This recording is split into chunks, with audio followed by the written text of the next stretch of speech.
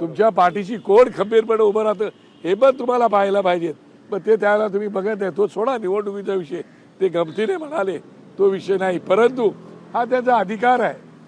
त्यांचा अधिकार त्यांना दिला पाहिजेत असं माझं सरकारला म्हणणं आहे. माझं तुम्ही शेतकऱ्यांची मुलं म्हणून येऊन इथं राज्य करता आणि शेतकऱ्यांची मुलं असताना या माझ्या गरीब ग्रामीण भागातून आलेला हा जो माझा गिरणी कामगार आहे, पोलीस कर्मचारी आहे की पत्रकार आहेत, यांना मात्र घरं नाहीत. मात्र या गिरणी कामगारांना घरंही दिलीच पाहिजेत. मग द्या ना, धारावीला द्या, नाहीतर त्या ठिकाणी NTCच्या मिलमध्ये द्या, जमिनी बाकी आहे तिथं घरं द्या, पण ती घरं द्या, त्यांना घरं मिळाली पाहिजेत. इतरांना मोफत देता, पण ह्यांच्याकडे का पैसे घेता तुम्ही?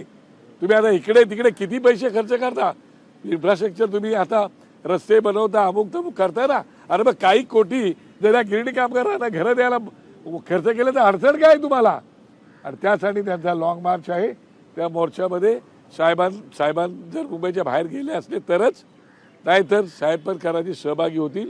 पण मी तर गिरणी कामगारांच्या मतदारसंघातलाच माणूस आहे. मी माझा कुठलाही कार्यक्रम असेल तर तो रद्द करेन, पण ह्या मोर्चात जाईल. कारण ह्याच्यासाठी जेल कस्टडी आम्ही सगळं भोगलंय. पण आजही गिरणी कामगार माझ्या रस्त्यावर आहे. त्या वेदना आहेत, संवेदना आहेत.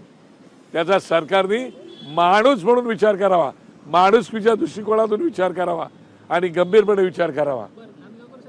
कामगार एकजुटीचा जय असो. गिरणी कामगार एकजुटीचा जय असो.